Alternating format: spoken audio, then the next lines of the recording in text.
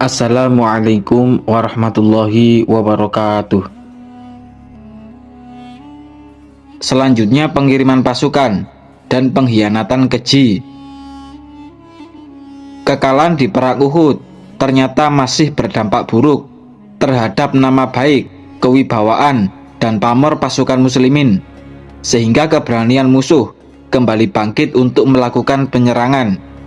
Berikut ini adalah beberapa peristiwa menyedihkan dan pengiriman pasukan yang dilakukan oleh Nabi Muhammad di antara Perang Uhud dan Perang Khandaq.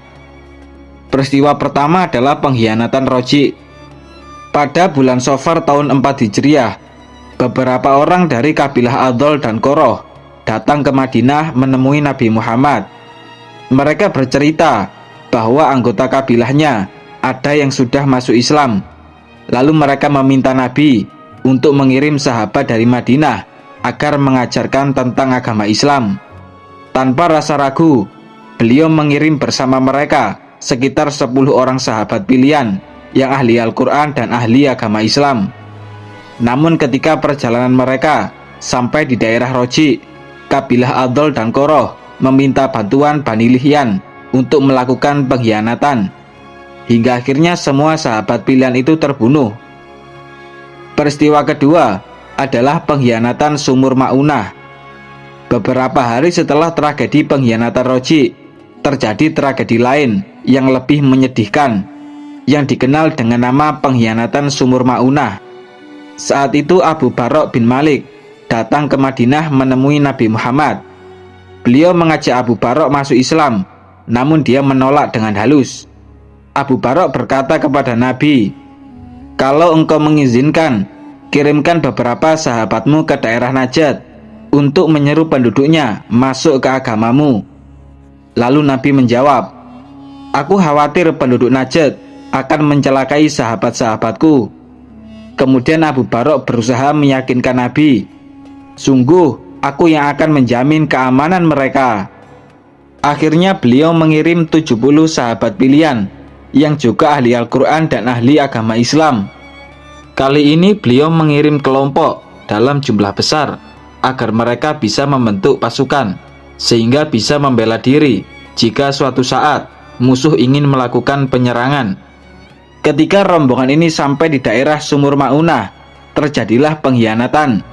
Mereka semua dibunuh kecuali Ka'ab bin Zaid, sebab Ka'ab pura-pura mati ketika prosesi pembunuhan, hingga akhirnya dia berhasil melarikan diri. Nabi Muhammad sangat terpukul dengan tragedi pengkhianatan Roji dan pengkhianatan di Sumur Ma'unah ini, sebab keduanya terjadi hanya berselang beberapa hari saja. Tidak hanya dua pengkhianatan ini, beberapa kelompok musuh juga ada yang berencana menyerang Madinah, sehingga Nabi berangkat dan mengirim beberapa pasukan untuk melakukan penyerangan. Pasukan pertama menuju Bani Asad. Saat itu pasukan mata-mata menginformasikan bahwa Bani Asad sedang mengumpulkan kekuatan untuk menyerang Madinah. Maka berangkatlah Abu Salamah memimpin 150 pasukan pada bulan Muharram tahun 4 Hijriah. Abu Salamah menyergap Bani Asad sebelum mereka sempat melakukan penyerangan, sehingga mereka lari kocar-kacir karena tidak menyangka akan diserang secara mendadak. Lalu pasukan muslimin pulang ke Madinah dengan membawa banyak harta rampasan berupa unta dan kambing. Pasukan kedua untuk membunuh Khalid bin Sufyan. Saat itu Nabi mendapatkan informasi bahwa Khalid bin Sufyan mengerahkan pasukan dalam jumlah besar untuk menyerang kaum muslimin. Maka pada bulan Muharram tahun 4 Hijriah, beliau mengirim Abdullah bin Unais seorang diri untuk mengatasinya. Abdullah meninggalkan Madinah selama 18 hari. Akhirnya dia berhasil pulang dengan membawa kepala Khalid bin Sufyan kepada Nabi. Lalu beliau memberi Abdullah sebuah tongkat. Beliau bersabda, "Ini adalah tanda pengenal antara aku dan engkau kelak di hari kiamat." Kemudian Abdullah berwasiat jika ajal menjemputnya agar tongkat itu disertakan di dalam kain kafannya. Pasukan ketiga menuju Yahudi Bani Nadir. Setelah Yahudi Bani Qainuqa diusir dari Madinah dan Ka'ab bin Ashraf berhasil dibunuh oleh kaum muslimin, Yahudi Bani Nadir dicekam rasa takut dan mereka memilih untuk diam dan berdamai. Namun setelah pasukan muslimin menerima kekalahan di perang Uhud, Bani Nadir mulai lancang. Bahkan mereka berencana untuk membunuh Nabi Muhammad. Saat itu Nabi dan beberapa sahabat pergi ke perkampungan Bani Nadir untuk suatu keperluan. Kemudian mereka menyuruh Nabi untuk menunggu di salah satu rumah yang bertingkat. Pada saat itulah mereka berencana untuk membunuh beliau. Mereka akan menjatuhkan dari lantai 2 sebuah batu penggiling gandum ke kepala Nabi Muhammad. Maka Allah mengutus malaikat Jibril menginformasikan rencana keji ini kepada Nabi. Beliau hanya diam dan langsung keluar dari rumah bertingkat itu, lalu pulang meninggalkan para sahabat yang menemaninya. Setelah menunggu cukup lama, para sahabat pun akhirnya menyusul pulang. Mereka bertanya kepada Nabi, "Wahai Rasulullah, mengapa engkau pergi begitu saja, sedangkan kami tidak merasa ada sesuatu hal yang aneh?" Kemudian Nabi menceritakan rencana pembunuhan yang diinformasikan oleh malaikat Jibril. Setelah itu beliau mengutus Ibnu Maslamah untuk menemui Bani Nadir agar mereka keluar dari Madinah. Nabi memberi mereka waktu 10 hari. Jika dalam jangka waktu tersebut masih ada yang belum keluar, dia akan dipenggal kepalanya.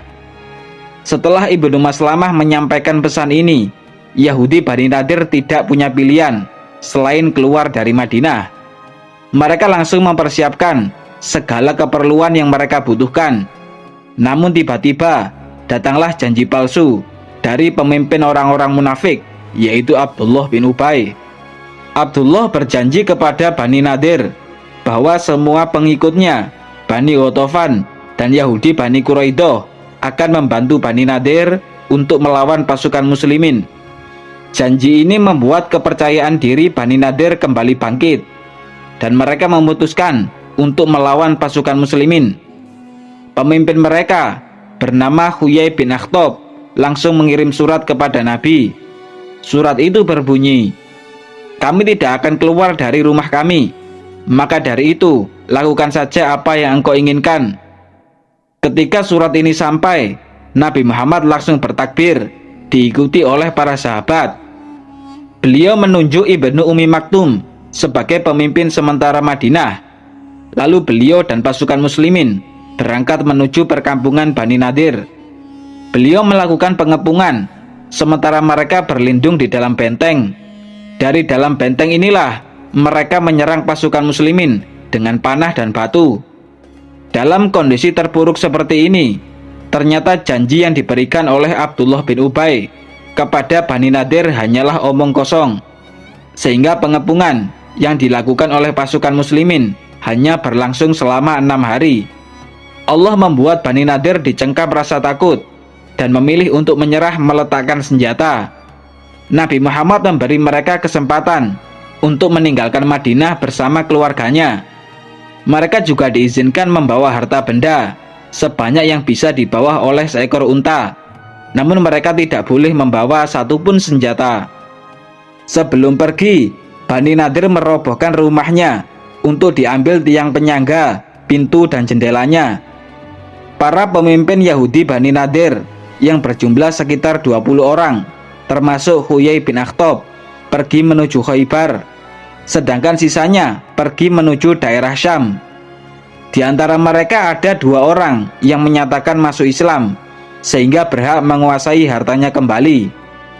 Nabi menguasai persenjataan, tanah, rumah, serta harta benda yang mereka tinggalkan. Di kesempatan kali ini, beliau tidak hanya menerima 1/5, akan tetapi seluruh harta rampasan Bani Nadir menjadi milik Nabi Muhammad. Sebab Allah memberikannya khusus kepada beliau, dan pasukan muslimin sama sekali tidak ada yang memprotes. Kemudian Nabi membagikan harta rampasan itu kepada orang-orang yang membutuhkan, seperti para sahabat dari kaum muhajirin dan sahabat lainnya yang sangat miskin.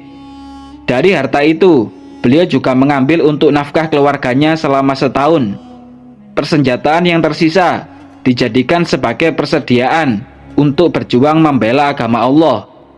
Perang Bani Nadir ini terjadi pada bulan Rabiul Awal tahun 4 Hijriah. Pasukan keempat menuju Bani Ghatafan. Saat itu pasukan mata-mata menginformasikan bahwa sekelompok orang-orang Badui pedalaman dari Bani Ghatafan sedang menyiapkan pasukan untuk menyerang Madinah. Mereka ini juga sering membuat kekacauan seperti merampok dan merampas harta orang lain. Maka Nabi Muhammad berangkat memimpin sejumlah pasukan pada bulan Rabiul Tsani tahun 4 Hijriah. Rupanya mereka terkejut mengetahui kedatangan pasukan muslimin. Mereka langsung ketakutan dan lari menyelamatkan diri. Setelah berhasil menakut-nakuti Bani Ghatafan, pasukan muslimin pulang ke Madinah. Pasukan kelima menuju daerah Badar. Setelah berhasil menghentikan serangan orang-orang Arab Badui pedalaman, pasukan muslimin mulai mempersiapkan diri untuk menghadapi musuh yang paling utama, yaitu pasukan Quraisy. Perang ini merupakan bentuk keberanian Nabi Muhammad untuk menerima tantangan Abu Sufyan bin Harb di akhir perang Uhud. Pada bulan Sya'ban tahun 4 Hijriah, Nabi memenuhi janjinya bersama 1.500 pasukan muslimin, dilengkapi dengan 10 pasukan berkuda. Beliau menunjuk Abdullah bin Rawahah sebagai pemimpin sementara Madinah. Pasukan ini sampai di daerah Badar dan menunggu kedatangan musuh. Sementara di pihak pasukan Quraisy, Abu Sufyan berangkat bersama 2.000 pasukan, dilengkapi dengan 50 pasukan berkuda. Baru saja mereka keluar dari Mekah, Abu Sufyan sudah dihantui rasa takut yang luar biasa. Sebagai komando tertinggi, Abu Sufyan berkata kepada pasukannya, "Wahai kaum Quraisy, sekarang adalah musim paceklik. Bagaimana kalau kita pulang saja? Karena aku sendiri ingin pulang. Lebih baik kalian juga ikut pulang." Ternyata rasa takut ini juga dirasakan oleh seluruh pasukan. Maka seluruh pasukan Quraisy pun memilih untuk pulang ke Mekah tanpa berperang. Tidak ada satupun pasukan Quraisy yang menentang ajakan Abu Sufyan ini. Sementara itu, pasukan muslimin menunggu kedatangan mereka di Badar selama 8 hari, dan akhirnya mereka pulang ke Madinah. Perang ini disebut juga sebagai Perang Badar kedua. Pasukan keenam menuju daerah Dumatul Jandal.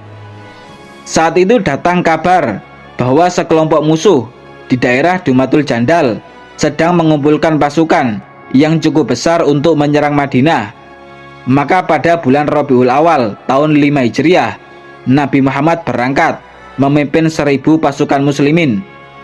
Beliau menunjuk Sibah bin Urfutoh sebagai pemimpin sementara Madinah.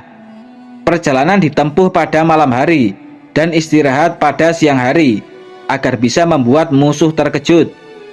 Ketika pasukan muslimin tiba, mereka langsung lari berhamburan. Lalu pasukan muslimin melakukan penyerangan kepada sisa-sisa pasukan musuh. Sebagian berhasil ditangkap dan sebagian yang lain berhasil lari menyelamatkan diri. Demikianlah pengusiran Yahudi Bani Nadir dan beberapa pasukan yang dikirim dan diikuti oleh Nabi Muhammad untuk menghentikan rencana musuh yang akan menyerang Madinah. Selanjutnya Perang Khandaq. Khandaq mempunyai arti parit. Perang ini disebut juga sebagai Perang Ahzab, yang berarti golongan yang bersekutu. Sebab musuh dari berbagai golongan memang saling bersekutu dan bersatu untuk menyerang kaum muslimin. Setelah diusir dari Madinah dan berpindah ke Khaybar, 20 pemimpin Yahudi Bani Nadir menemui kaum Quraisy di Mekah untuk mengajak mereka menyerang Madinah. Orang-orang Yahudi itu berjanji akan membantu dan mendukung secara penuh. Kaum Quraisy menyambut ajakan ini dengan senang hati. Para pemimpin Yahudi ini juga berkeliling menemui beberapa kabilah Arab dengan tujuan yang sama, dan mereka semua menerimanya dengan senang hati. Pada akhirnya terkumpullah sekitar 10.000 pasukan, 4.000 dari pasukan Quraisy dan para sekutunya, dan 6.000 dari golongan Yahudi, Bani Ghatafan, dan kabilah-kabilah Arab lainnya. Setelah semuanya siap, maka berangkatlah 10.000 pasukan ini menuju Madinah. Bahkan jumlah musuh ini melebihi jumlah seluruh penduduk Madinah, mulai dari perempuan, anak-anak hingga orang tua. Jika pasukan sebesar itu menyerang secara serentak, maka kaum muslimin di Madinah akan habis tidak tersisa hingga sampai ke akar-akarnya. Keberangkatan pasukan musuh ini sebelumnya sudah didengar oleh Nabi, maka beliau mengadakan musyawarah untuk mengatur strategi pertahanan. Setelah diskusi panjang, ada salah satu sahabat dari negeri Persia yang bernama Salman. Salman mengusulkan pendapatnya kepada Nabi. "Wahai Rasulullah, dulu jika kami orang-orang Persia dikepung oleh musuh, kami menggali parit di sekitar tempat tinggal kami." Apa yang diusulkan oleh Salman ini merupakan strategi baru yang cerdas dan belum pernah dikenal oleh bangsa Arab. Maka Nabi menyetujuinya dan langsung mengajak kaum muslimin untuk bekerja. Madinah merupakan kota yang sangat strategis untuk bertahan, sebab dikelilingi oleh perbukitan, bebatuan besar, dan kebun korma dari segala arah, kecuali dari sisi utara. Sebenarnya masih ada celah-celah kecil dan jalanan sempit di sekeliling wilayah Madinah. Namun untuk ukuran pasukan sebesar ini, mereka hanya bisa masuk melalui jalan di sebelah utara Madinah. Sehingga Nabi memerintahkan pasukan muslimin untuk menggali parit atau lubang besar di arah ini. Mereka pun mulai bekerja. Ada yang bertugas menggali dan ada yang bertugas mengusung tanah dengan pundak. Nabi juga ikut terjun langsung untuk bekerja dengan tangannya sendiri sambil menyemangati kaum muslimin. Kaum muslimin tetap semangat bekerja meski sebenarnya mereka kelaparan setengah mati. Ada beberapa sahabat yang mendatangi Nabi Muhammad untuk mengadukan rasa laparnya. Mereka datang sambil menunjukkan perutnya yang diganjal dengan satu batu. Akan tetapi mereka malah terkejut setelah melihat perut Nabi malah diganjal dengan 2 batu. Mengetahui kondisi Nabi yang kelaparan ini, Jabir bin Abdullah menyembelih 1 ekor hewan ternak, sementara istrinya mengolah 1 sok gandum atau sekitar 2,5 kilogram untuk dibuat roti. Setelah masakan itu siap, Jabir berbisik kepada Nabi bahwa dia mengundang beliau dan beberapa sahabat pilihan untuk datang ke rumahnya. Akan tetapi Nabi malah mengajak semua orang yang sedang bekerja untuk ikut ke rumah Jabir, padahal jumlah mereka lebih dari 1.000 orang. Pada saat inilah terjadi peristiwa luar biasa. 1 ekor hewan ternak dan roti yang dibuat oleh istri Jabir ternyata mampu membuat kaum muslimin yang berjumlah lebih dari 1.000 orang itu kenyang. Setelah itu, mereka kembali melanjutkan pekerjaannya. Di tengah-tengah mereka bekerja, ada sebongkah batu besar yang sangat keras. Ketika hal ini dilaporkan kepada Nabi, beliau datang lalu mengambil alat kerjanya yang mirip seperti cangkul. Beliau datang membaca kalimat basmalah dan menghantamkan cangkulnya sambil bersabda, "Allahu Akbar, aku telah diberi kunci-kunci kerajaan Syam. Demi Allah, aku benar-benar melihat istana-istananya saat ini." Lalu beliau kembali menghantamkan cangkulnya untuk kedua kalinya sambil bersabda, "Allahu Akbar, aku telah diberi kunci-kunci kerajaan Persia. Demi Allah, aku telah melihat istana kerajaannya dan beberapa kotanya yang berwarna putih." Kemudian beliau kembali menghantam cangkulnya untuk ketiga kalinya sambil bersabda, "Allahu Akbar, aku telah diberi kunci-kunci kerajaan Yaman. Demi Allah, aku telah melihat pintu gerbang Son'a dari tempatku ini." Setelah batu tersebut pecah, kaum muslimin melanjutkan penggaliannya.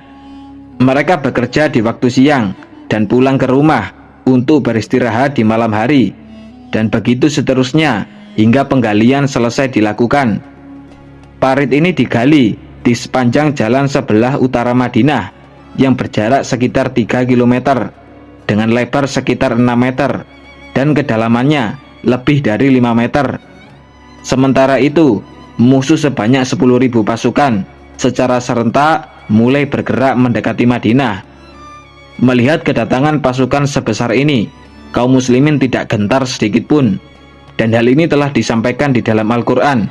Allah berfirman, "Dan tatkala orang-orang mukmin melihat golongan-golongan yang bersekutu itu, mereka berkata, inilah yang dijanjikan Allah dan Rasul-Nya kepada kita, dan benarlah Allah dan Rasul-Nya, dan yang demikian itu tidaklah menambah kepada mereka kecuali iman dan ketundukan." Al-Quran Surat Al-Ahzab ayat 22. Sementara golongan orang-orang munafik langsung gemetar dan ketakutan ketika mereka melihat kedatangan pasukan sebesar ini. Dan hal ini telah disampaikan di dalam Al-Quran. Allah berfirman, "Dan ingatlah ketika orang-orang munafik dan orang-orang yang berpenyakit dalam hatinya berkata, Allah dan Rasul-Nya tidak menyajikan kepada kami melainkan tipu daya." Al-Quran Surat Al-Ahzab ayat 12. Ketika Nabi mengetahui kedatangan musuh, beliau langsung keluar bersama 3.000 pasukan muslimin untuk menghadang serangan mereka, hingga kedua kubu hanya dipisahkan oleh galian parit. Demi keamanan, kaum muslimah perempuan dan anak-anak diperintahkan untuk berlindung di dalam benteng pertahanan Madinah. Awalnya pasukan musuh datang dengan penuh percaya diri, namun akhirnya mereka terkejut melihat adanya parit yang melintang menghalangi mereka untuk mendekati Madinah. Mereka terus berputar-putar di sekitar parit untuk mencari cara agar bisa menerobos. Sementara pasukan muslimin dengan tenang mengawasi gerakan mereka. Setiap kali musuh berusaha mendekat, pasukan muslimin akan langsung menghujani mereka dengan panah. Pasukan berkuda musuh juga mulai geram dan terlihat sangat tidak berguna, karena mereka hanya bisa mondar-mandir di sepanjang parit. 10.000 pasukan ini melakukan pengepungan selama beberapa hari. Mereka terus berusaha keras agar bisa melewati parit atau membuat jalur penyeberangan. Akan tetapi pasukan muslimin terus menghujani mereka dengan panah, sehingga rencana mereka gagal total. Keberadaan parit ini mengakibatkan kedua belah kubu tidak terlibat kontak senjata secara langsung, melainkan hanya sebatas saling memanah dan mempertahankan diri. Korban tewas dari pihak musuh hanya ada 10 orang, sedangkan dari pihak pasukan muslimin hanya ada 6 orang. Ketika pasukan muslimin sibuk menghadang musuh di perbatasan utara Madinah, Yahudi Bani Quraidah melakukan pengkhianatan. Saat itu pemimpin Yahudi Bani Nadir, yaitu Huyai bin Akhtab, berhasil menyelinap memasuki Madinah. Lalu dia pergi menemui pemimpin Yahudi Bani Quraidah yang bernama Ka'ab bin Asad. Huyai mengajak Ka'ab untuk bergabung dengan pasukan musuh dan mengingkari perjanjian damainya dengan Nabi Muhammad. Awalnya Ka'ab menolak, akan tetapi Huyai berusaha meyakinkan Ka'ab dengan 10.000 pasukan yang berhasil dia kumpulkan itu. Pada akhirnya Ka'ab menerima tawaran dari Huyai, dan Bani Quraidah mulai mempersiapkan diri untuk berperang menyerang pasukan muslimin dari belakang. Berita pengkhianatan ini akhirnya juga sampai kepada Nabi Muhammad dan pasukan muslimin yang berada di depan. Mereka sangat ketakutan karena bahaya besar sedang menjepit. Di depan ada 10.000 pasukan musuh, dan di belakang ada Bani Quraidah yang berkhianat. Ditambah lagi ejekan dari golongan orang-orang munafik tentang apa yang sebelumnya dikatakan oleh Nabi pada saat beliau memecah batu. Orang-orang munafik berkata, sebelumnya Muhammad berjanji bahwa kita akan mendapatkan kunci-kunci dan harta simpanan kerajaan Persia dan kerajaan Romawi. Nyatanya hari ini tidak seorang pun di antara kita yang bisa merasa aman, bahkan hanya untuk sekedar buang hajat. Kondisi ini membuat kekhawatiran dan ketakutan pasukan muslimin semakin bertambah, dan ketakutan mereka ini telah diisyaratkan di dalam Al-Quran. Allah berfirman, yaitu ketika mereka datang kepadamu dari atas dan dari bawah, dan ketika tidak tetap lagi penglihatanmu, dan hatimu naik menyesak sampai ke tenggorokan, dan kamu menyangka terhadap Allah dengan bermacam-macam prasangka. Disitulah diuji orang-orang mukmin dan digoncangkan hatinya dengan goncangan yang dahsyat. Al-Quran Surat Al-Ahzab ayat 10-11. Dalam kondisi genting terjepit oleh dua musuh, Nabi Muhammad langsung menggelar bajunya, lalu tidur terlentang dan diam cukup lama, sehingga kaum muslimin semakin bertanya-tanya tentang cobaan berat yang sedang mereka alami. Beberapa saat kemudian, beliau bangkit dan memberikan sebuah kabar. Beliau bersabda, "Allahu Akbar, berbahagialah kaum muslimin dengan pertolongan dan kemenangan." Langkah pertama yang dilakukan oleh Nabi yaitu mengirim sebagian pasukan muslimin yang berada di depan agar mengamankan para perempuan muslimah yang berlindung di dalam benteng. Kemudian datanglah pertolongan dari Allah untuk memecah belah dan memporak-porandakan pasukan musuh. Saat itu datanglah seorang laki-laki dari Bani Ghatafan bernama Nu'aim bin Mas'ud. Nu'aim mendekati Nabi dan berkata kepada beliau, "Wahai Rasulullah, sesungguhnya aku sudah masuk Islam, akan tetapi kaumku belum mengetahuinya. Maka dari itu perintahkanlah kepadaku apa yang engkau inginkan." Lalu Nabi menjawab, "Adu dombalah mereka semampumu, sebab perang adalah tentang tipu muslihat." Setelah mendapatkan izin dari Nabi, Nu'aim langsung menemui Bani Quraidah. Dia berkata, "Wahai Bani Quraidah, Madinah ini adalah tempat tinggal kalian, harta benda dan keluarga kalian semuanya ada di sini. Maka berhati-hatilah jika kalian bersekutu dengan kaum Quraisy dan Bani Ghatafan. Sebab jika terjadi apa-apa pada kelompok kalian, mereka akan langsung kabur pulang ke negerinya masing-masing. Sedangkan kalian akan terpuruk di sini bersama Muhammad." Mendengar nasihat Nu'aim, Bani Quraidah bertanya dengan penuh kekhawatiran, "Lalu apa yang harus kami lakukan?" Nu'aim menjawab, "Jangan bersekutu dengan mereka, kecuali jika mereka bersedia menyerahkan para pemimpinnya sebagai jaminan." Dan ternyata mereka setuju dengan saran yang diberikan oleh Nu'aim. Setelah berhasil mempengaruhi Bani Quraidah, Nu'aim pergi menemui kelompok pasukan Quraisy yang berjumlah 4.000 pasukan. Nu'aim berkata, "Wahai kaum Quraisy, sungguh Bani Quraidah menyesal telah bersekutu dengan kalian untuk memerangi Muhammad. Maka berhati-hatilah jika mereka meminta para pemimpin kalian sebagai jaminan, sebab Bani Quraidah akan menyerahkannya kepada Muhammad." Kemudian Nu'aim pergi menemui kelompok Bani Ghatafan yang berjumlah 6.000 orang. Nu'aim berkata, "Wahai kaumku, sungguh Bani Quraidah menyesal telah bersekutu dengan kita. Maka berhati-hatilah jika mereka meminta para pemimpin kita sebagai jaminan, sebab Bani Quraidah akan menyerahkannya kepada Muhammad." Pada hari yang telah disepakati, yaitu pada hari Sabtu, kelompok pasukan Quraisy dan kelompok Bani Ghatafan mengirim utusan kepada Bani Quraidah.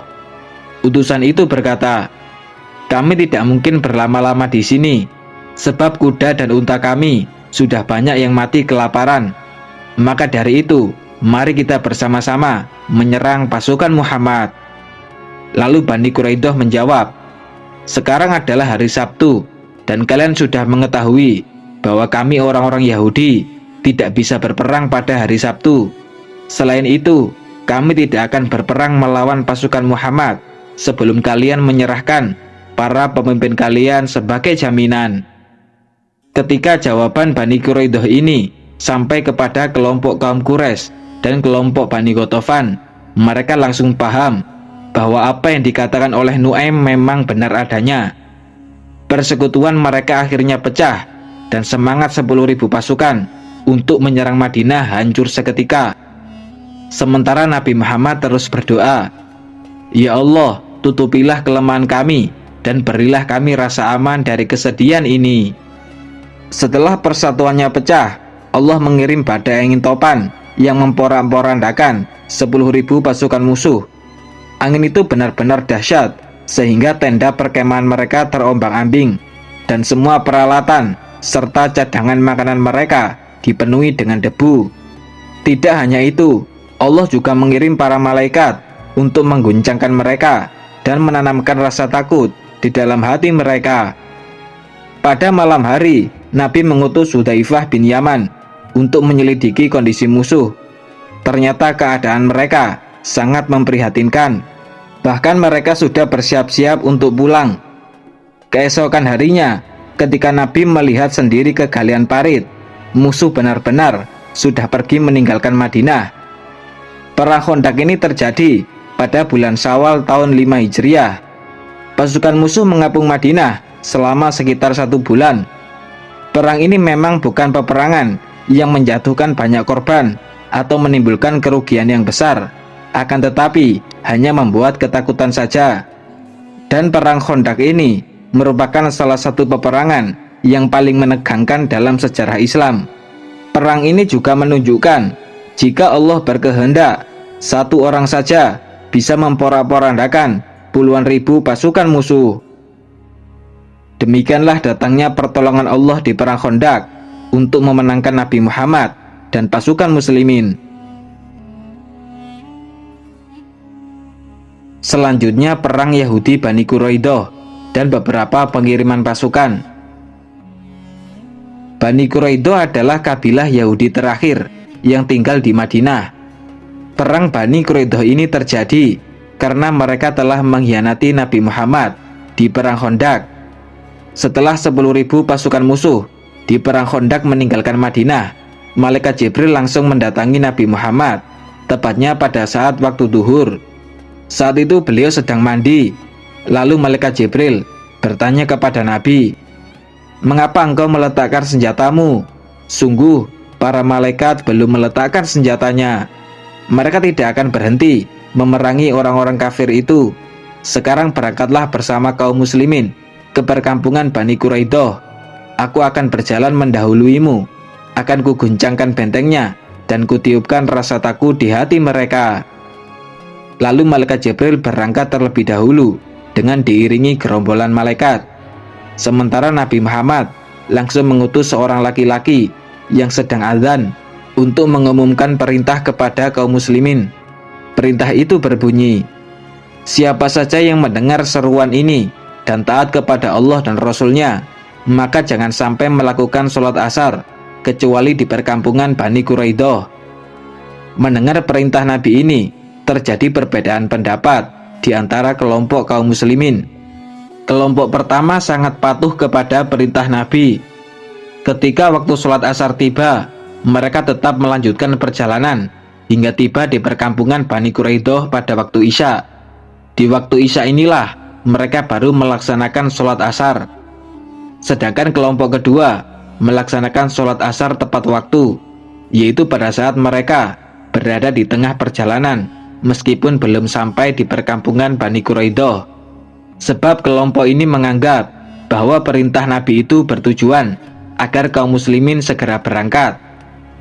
Ketika dua perbedaan pendapat ini dilaporkan kepada Nabi, ternyata beliau membenarkan keduanya. Kelompok yang sholat asar di perkampungan Bani Quraidah di waktu Isya benar. Kelompok yang sholat asar di tengah perjalanan juga benar. Peristiwa ini menunjukkan bahwa perbedaan pendapat dalam menafsirkan perintah Nabi Muhammad sudah ada sejak zaman para sahabat.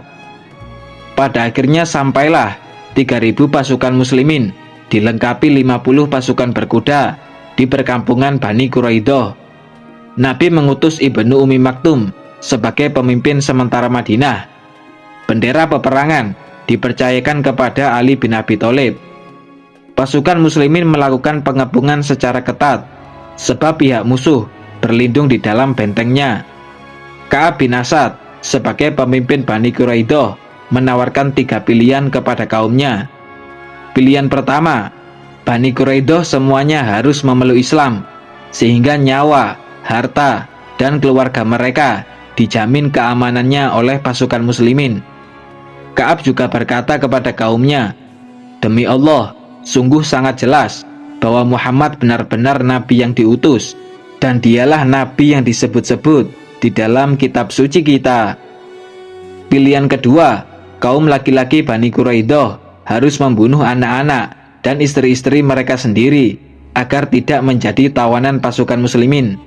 Setelah semuanya terbunuh, barulah kaum laki-laki mereka maju berperang menghadapi pasukan muslimin. Pilihan ketiga, Bani Quraidah langsung menyerang pasukan muslimin.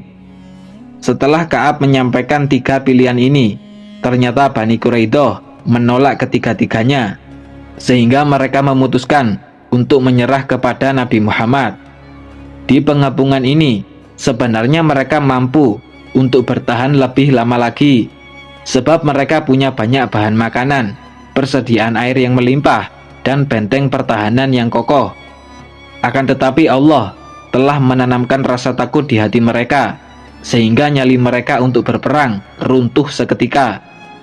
Setelah Bani Quraidah menyatakan menyerah, Nabi Muhammad langsung menginstruksikan agar semua laki-laki mereka yang sudah balik dibelenggu, sedangkan anak-anak dan para perempuan mereka ditempatkan terpisah. Orang-orang Ansor dari suku Aus dulunya adalah sekutu Bani Quraidah. Bahkan saat suku Aus sudah masuk Islam, mereka tetap menjalin hubungan baik dengan mereka. Suku Aus berkata kepada Nabi, "Wahai Rasulullah, Bani Quraidah adalah rekan kami, maka berbuat baiklah kepada mereka." Lalu Nabi menjawab, "Kalau begitu aku akan menyerahkan keputusan ini kepada Sa'ad bin Mu'ad, karena dia adalah pemimpin kalian." Kemudian orang-orang Ansor dari suku Aus bergegas mendatangi Sa'ad. Kemudian mereka membawa Sa'ad kepada Nabi. Sebelum sampai, orang-orang Aus bercerita kepada Sa'ad bahwa dia adalah pemegang keputusan atas pengkhianatan Bani Quraidah. Mereka juga memohon kepada Sa'ad agar Bani Quraidah dimaafkan atau diberi hukuman yang ringan. Namun Sa'ad hanya diam membisu. Ketika mereka semua sampai di hadapan Nabi, Sa'ad menyampaikan keputusannya. Dia berkata, "Sungguh aku memutuskan bahwa kaum laki-laki Bani Quraidah harus dibunuh, sedangkan anak-anak dan para perempuannya dijadikan tawanan, sementara harta benda mereka harus dibagi rata." Mendengar keputusan Sa'ad, Nabi langsung bersabda, "Sungguh keputusan yang engkau berikan sama dengan keputusan Allah dari atas langit ketujuh."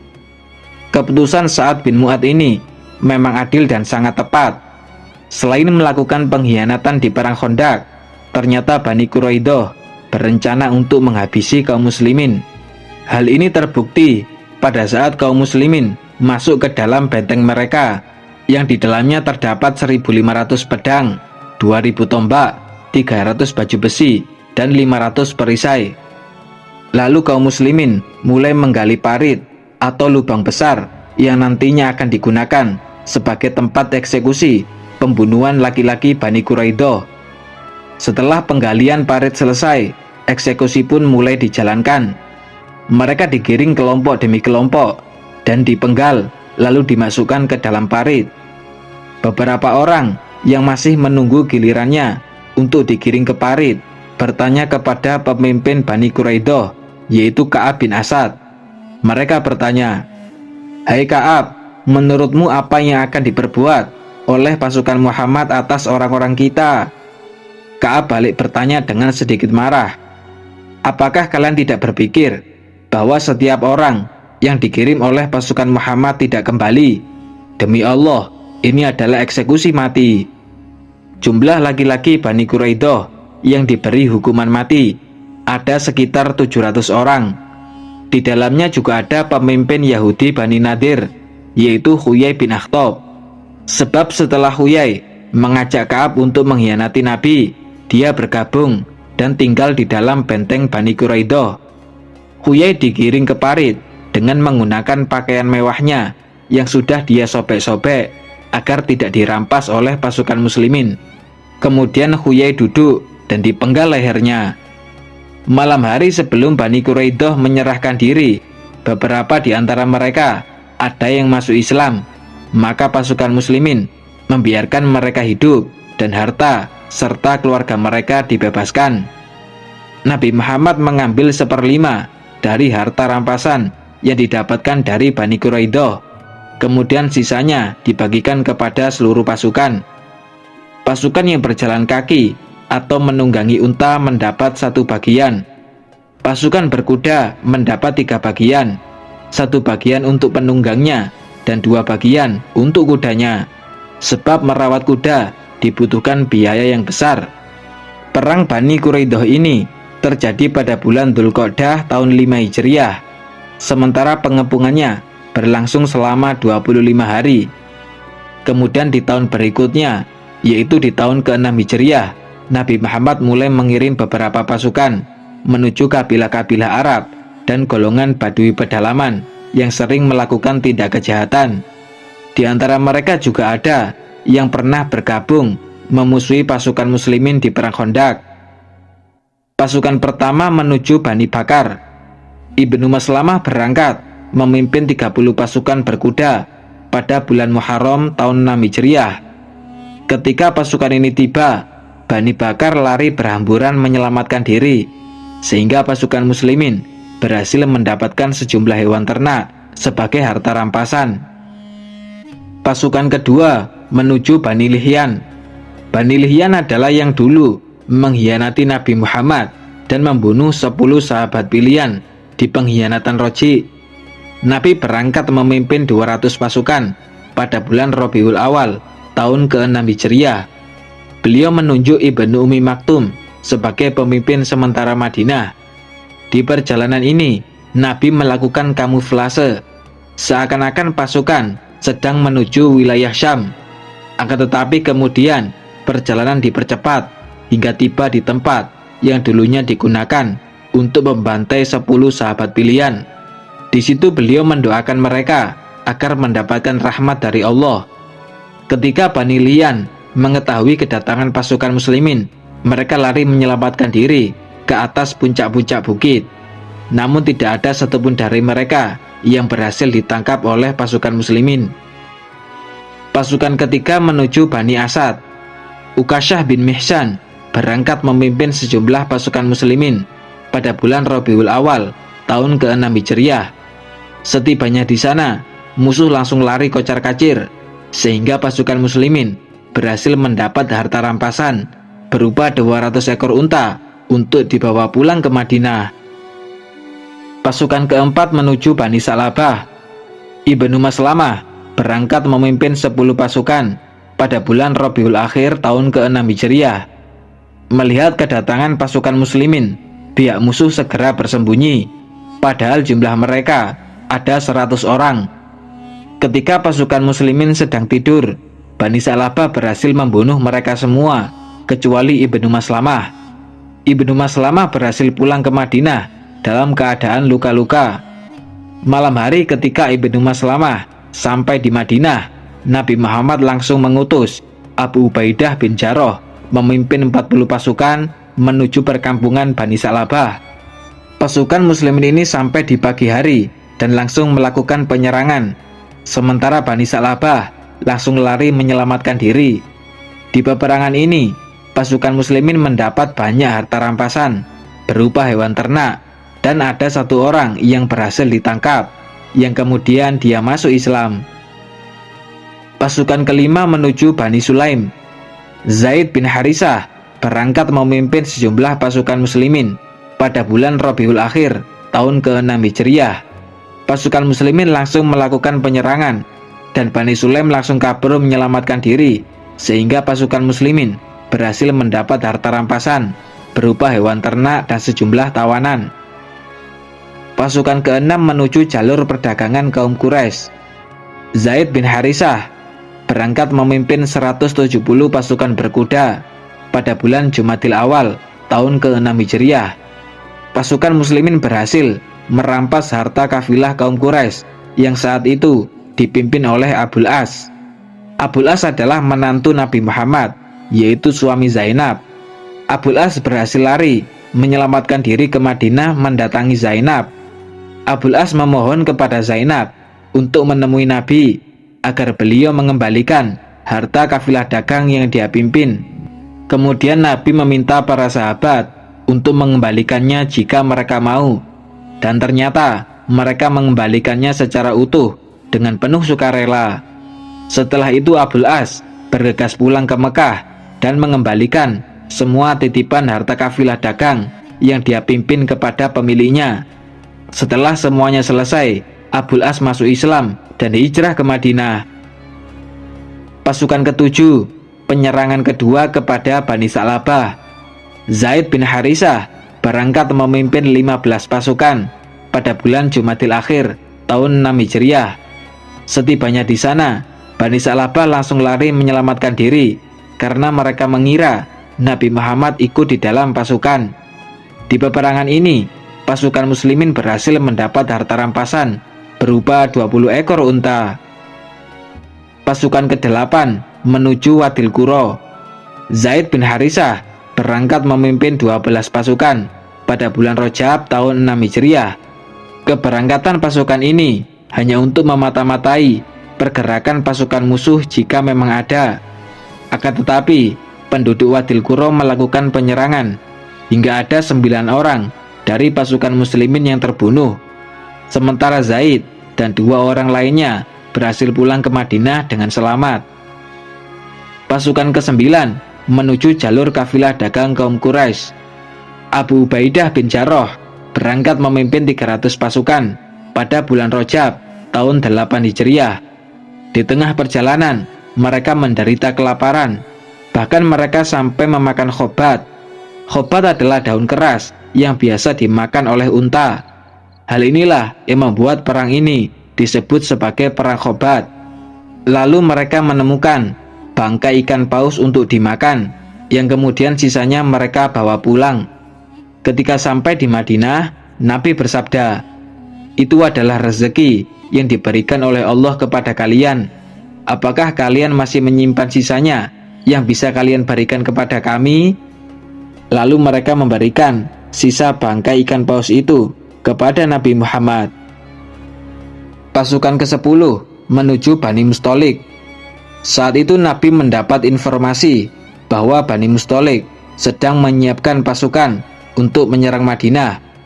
Maka pada bulan Sya'ban tahun ke-6 Hijriah, beliau berangkat memimpin sejumlah pasukan untuk menghadapi mereka. Di pasukan muslimin ini ada Abdullah bin Ubay dan para pengikutnya. Nabi menunjuk Zaid bin Harisah sebagai pemimpin sementara Madinah. Ketika kabar keberangkatan pasukan muslimin sampai kepada musuh, mereka langsung ketakutan. Bahkan kabilah-kabilah Arab yang tadinya bergabung bersama Bani Mustalik memilih kabur menyelamatkan diri. Pada akhirnya pasukan muslimin sampai di sumur Bani Mustalik. Kemudian Bani Mustalik menyatakan untuk menyerah, sehingga Nabi berhasil menawan para perempuan, anak-anak, dan merampas harta benda mereka. Di antara para tawanan itu ada Juwairiyah binti Haris. Juwairiyah adalah anak pemimpin Bani Mustalik. Setelah harta rampasan dan seluruh tawanannya dibagi rata kepada pasukan, Juwairiyah menjadi bagian Sabit bin Qais. Sabit ingin memerdekakan Juwairiyah dengan tebusan uang. Kemudian Nabi memberikan uang tebusan kepada Sabit, dan akhirnya beliau menikahi Juwairiyah. Atas kejadian ini, pasukan muslimin ikut memerdekakan 100 tawanan Bani Mustalik karena mereka menganggap para tawanan itu adalah keluarga Nabi Muhammad. Demikianlah perang Yahudi Bani Quraidah dan beberapa pasukan yang dikirim dan diikuti oleh Nabi Muhammad untuk menghentikan serangan musuh yang akan menyerang Madinah.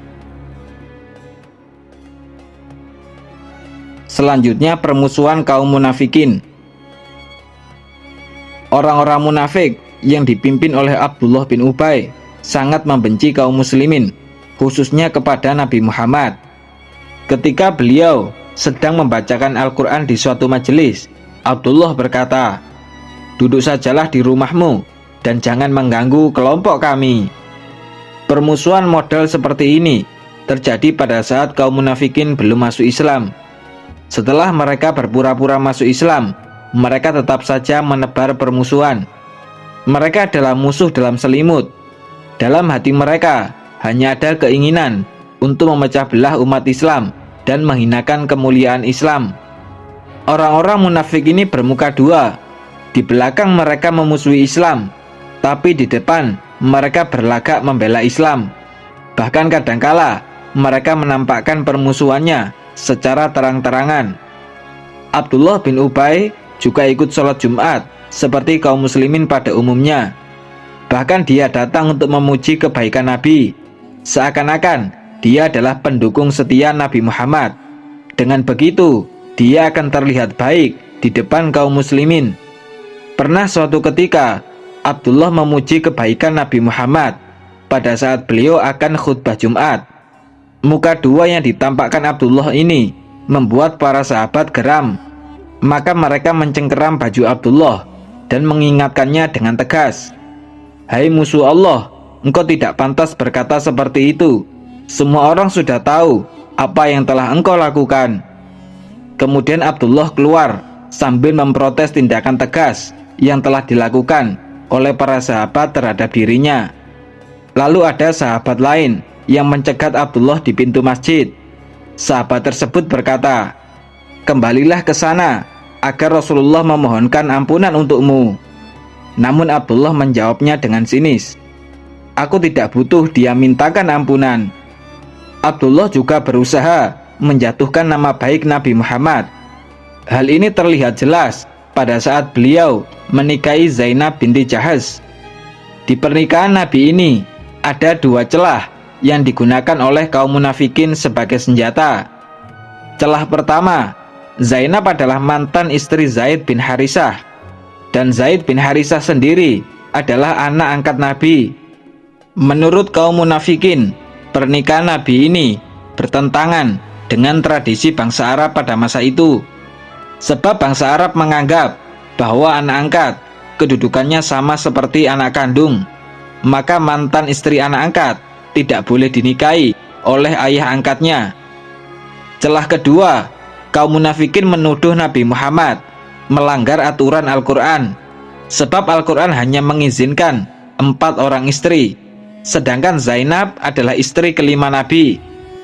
Dua celah inilah yang digunakan oleh kaum munafikin sebagai senjata untuk menjatuhkan nama baik Nabi Muhammad. Bahkan mereka membuat propaganda melalui kisah bohong. Mereka berkata, "Sesungguhnya Muhammad tidak sengaja melihat Zainab, lalu tertarik dengan kecantikannya dan tergila-gila padanya, sehingga Zaid menceraikan Zainab untuk memuaskan hasrat Muhammad." Mereka terus menyebar kisah bohong ini demi menjatuhkan kemuliaan Nabi Muhammad dan untuk menghancurkan persatuan agama Islam. Padahal sebenarnya pernikahan Nabi dengan Zainab ini merupakan perintah dari Allah yang telah disampaikan di dalam Al-Quran. Allah berfirman, "Maka ketika Zaid telah mengakhiri keperluannya terhadap istrinya, yaitu menceraikannya, kami nikahkan engkau dengan dia Zainab, agar tidak ada keberatan bagi orang mukmin untuk menikahi istri-istri anak-anak angkat mereka, apabila anak-anak angkat itu telah menyelesaikan keperluannya terhadap istrinya, dan ketetapan Allah itu pasti terjadi." Al-Quran Surat Al-Ahzab ayat 37. Dari ayat ini jelas bahwa pernikahan Nabi Muhammad dengan Zainab merupakan perintah dari Allah. Allah ingin menghapus tradisi keliru yang berkembang di bangsa Arab. Allah juga ingin menerapkan hukum yang benar, bahwa menikahi mantan istri anak angkat adalah sesuatu yang diperbolehkan. Meski begitu, kaum munafikin masih terus menebar permusuhan, sementara Nabi Muhammad menyikapinya dengan sabar dan lemah lembut, sedangkan para sahabat tetap waspada dan berusaha menghadapinya dengan sabar. Perilaku kaum munafikin ini juga diisyaratkan di dalam Al-Quran. Allah berfirman, "Dan tidaklah mereka orang-orang munafik memperhatikan bahwa mereka diuji sekali atau 2 kali setiap tahun, dan mereka tidak juga bertaubat dan tidak pula mengambil pelajaran." Al-Quran Surat At-Taubah ayat 126. Di perang Bani Mustalik, kaum munafikin juga ikut di dalam barisan pasukan muslimin. Namun mereka malah membuat kekacauan di dalamnya, dan hal ini telah disampaikan di dalam Al-Quran.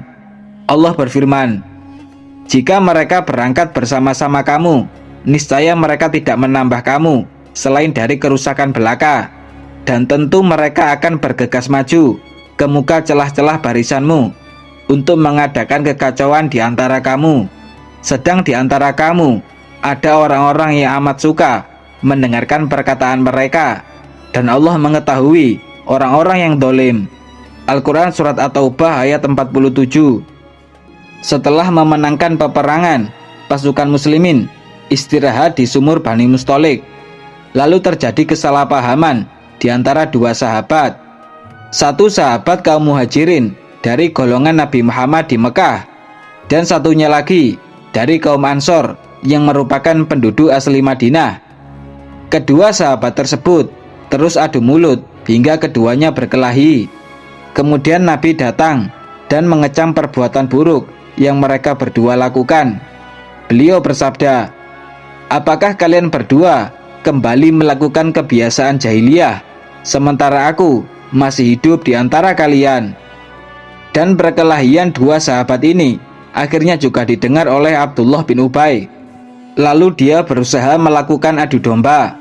Dia berkata kepada para sahabat Ansor, "Apakah benar golongan Muhammad melakukannya? Sungguh mereka telah mengalahkan kalian di negeri kalian sendiri. Sebenarnya ini adalah akibat dari ulah kalian sendiri yang mau berbagi tempat dan berbagi harta dengan golongan Muhammad. Sungguh jika kalian tidak melakukan hal ini, tentu mereka akan pergi ke tempat lain." Saat itu Zaid bin Arqam juga ikut mendengar ucapan Abdullah. Lalu dia mengulangi kepada pamannya. Kemudian sang paman menceritakannya kepada Nabi Muhammad. Saat itu Umar bin Khattab berada di sisi Nabi. Umar sangat geram mendengar adu domba itu. Lalu dia menyarankan agar Nabi mengutus seseorang untuk membunuh Abdullah bin Ubay. Namun beliau menjawabnya dengan penuh kebijaksanaan. "Hai Umar, bagaimana kalau orang lain mengatakan bahwa Muhammad membunuh sahabatnya sendiri? Sungguh, aku tidak akan memerintahkan yang seperti itu." Kemudian beliau mengajak seluruh pasukan untuk terus melanjutkan perjalanan sehari penuh. Bahkan pada malam hari pun mereka dilarang berhenti.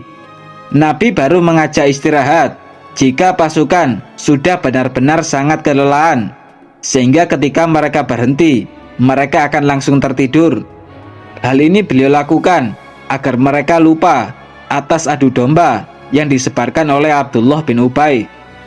Di perjalanan pulang ini juga ada berita bohong lain yang disebarkan oleh Abdullah bin Ubay. Saat itu pasukan sedang beristirahat, sedangkan istri Nabi, yaitu Aisyah binti Abi Bakar, pergi seorang diri untuk mencari kalungnya yang terjatuh. Selang beberapa waktu, Aisyah kembali ke pasukan, dan ternyata mereka sudah pergi melanjutkan perjalanan. Maka Aisyah duduk di tempat tersebut, sebab dia yakin bahwa pasukan muslimin akan segera menyadari bahwa dia tertinggal. Lalu Aisyah mulai mengantuk dan akhirnya dia tertidur. Tidak lama kemudian, dia terbangun oleh suara Sofwan bin Mu'attal. "Inna lillahi wa inna ilaihi raji'un, istri Rasulullah."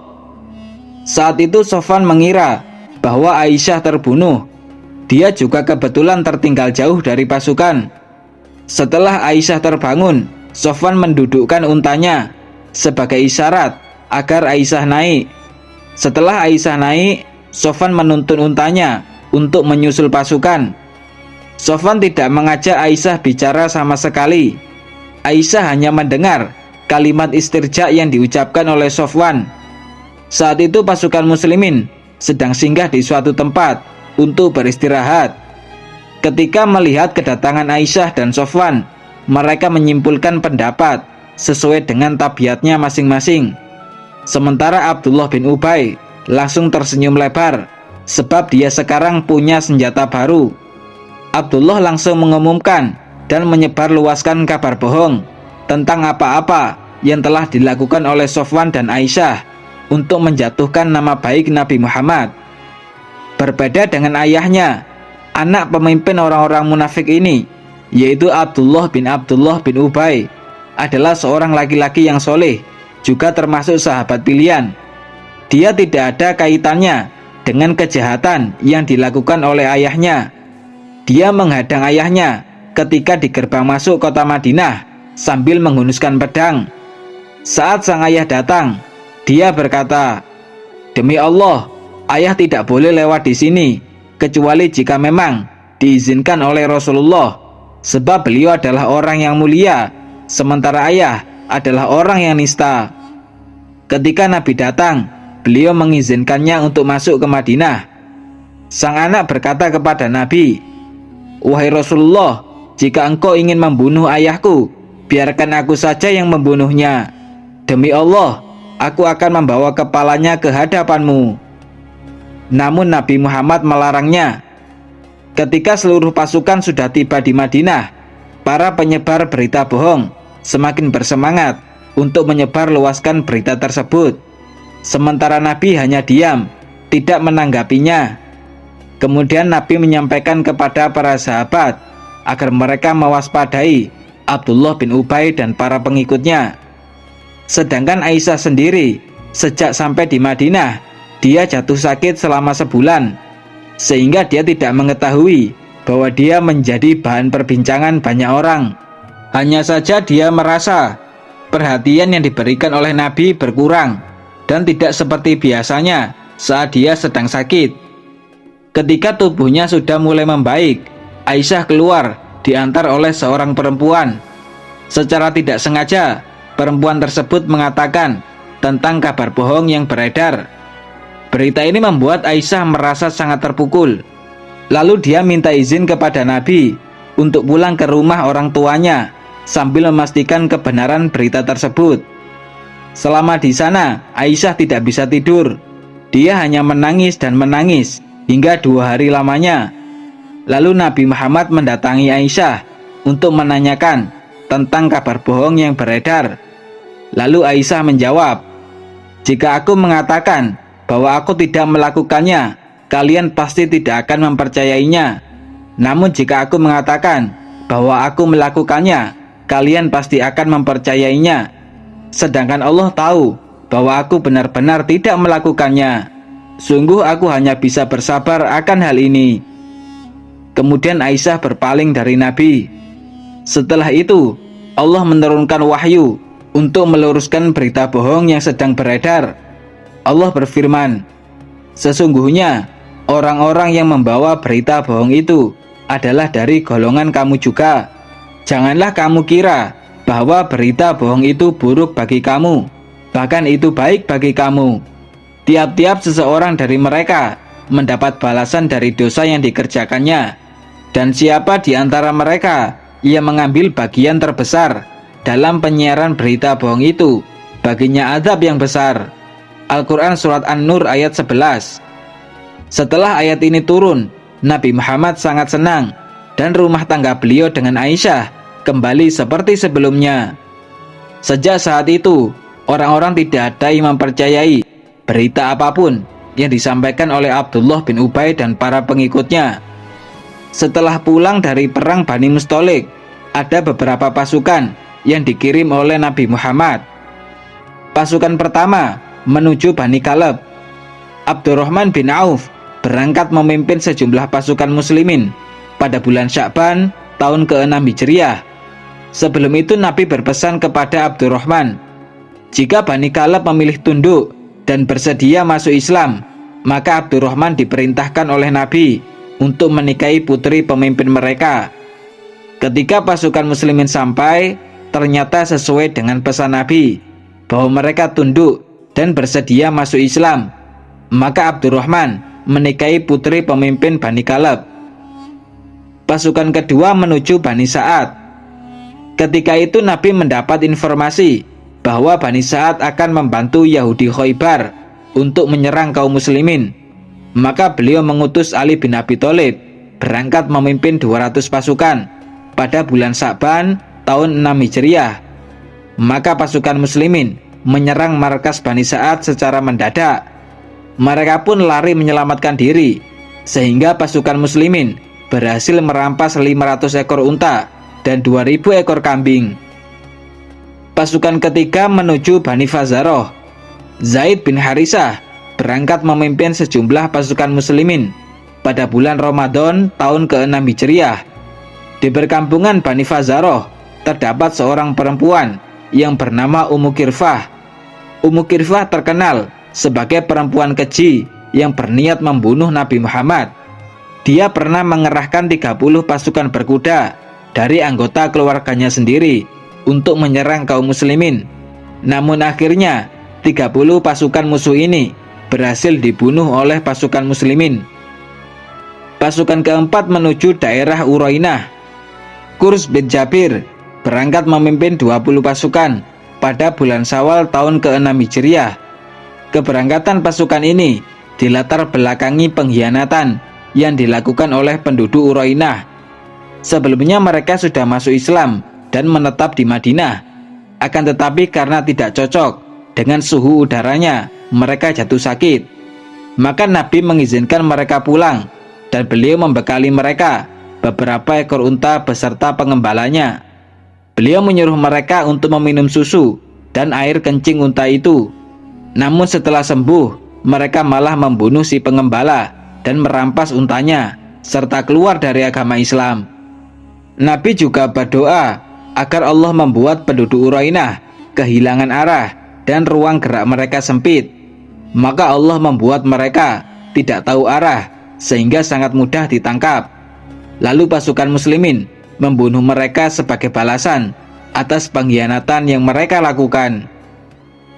Pasukan kelima menuju Mekah untuk membunuh Abu Sufyan bin Harb. Karena Abu Sufyan telah mengutus seseorang untuk membunuh Nabi Muhammad. Beliau mengirim Amr bin Umayyah dan Salamah bin Salamah pada bulan Syawal tahun ke-6 Hijriah untuk menyelesaikan tugas ini. Namun akhirnya Amr dan Salamah pulang ke Madinah dengan tangan hampa, alias gagal menyelesaikan misinya. Demikianlah permusuhan orang-orang munafik Madinah dan beberapa pasukan yang dikirim oleh Nabi Muhammad untuk membalas tindak kejahatan musuh.